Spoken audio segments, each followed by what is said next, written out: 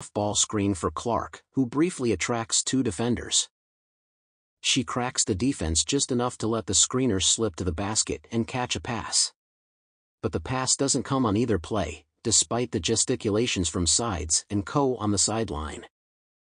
Indiana's coaching staff isn't just trying to direct defensive sets in these clips, but instead attempting to will the team into an ideal future.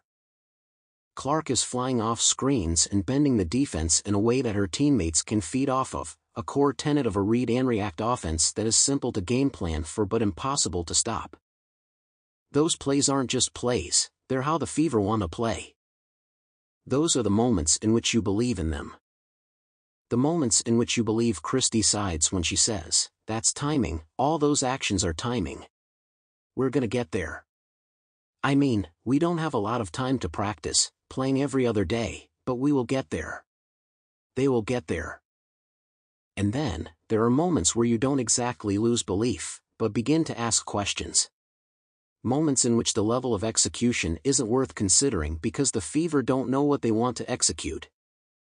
Moments after which a statement from Sides like "It's a process, and I know everybody wants us to be really, really good now and it just isn't how it works," falls flat, making you wonder if that first quote is the head coach reassuring herself and her bosses, rather than us.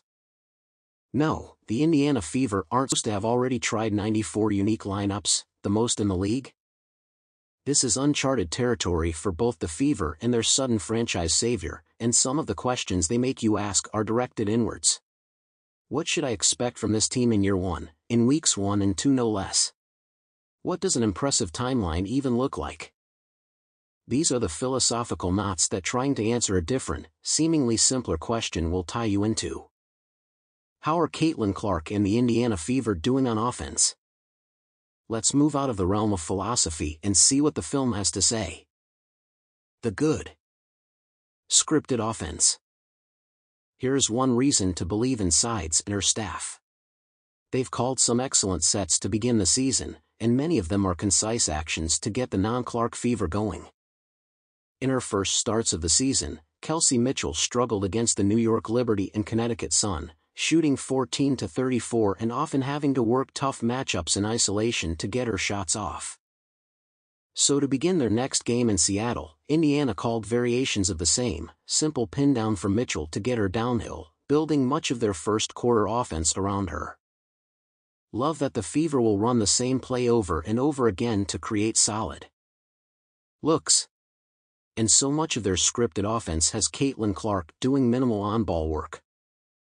Lucas Kaplan, May 28, 2024. Many of Indiana's go-to sets feature Clark exerting minimal on-ball effort.